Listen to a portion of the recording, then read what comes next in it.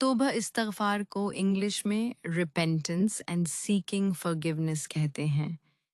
हमद को इंग्लिश में praise of अल्लाह कहते हैं।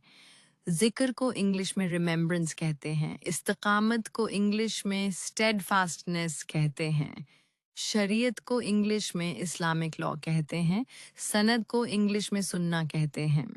फ़र्द को इंग्लिश में ऑब्लिगेटरी इस्तिहे, वाजिब को इंग्लिश में नेसेसरी कहते हैं। मुस्तहब को इंग्लिश में रिकमेंडेड कहते हैं। मकरूह को इंग्लिश में डिसलाइक्ड कहते हैं। तवाफ को इंग्लिश में सर्कमएम्बुलेशन कहते हैं। साई को इंग्लिश में साई कहते हैं। कुर्बानी का जानवर को इंग्लिश में सैक्रिफिशियल एनिमल कहते हैं। कफारा को इंग्लिश में एक्सपायेशन कहते हैं।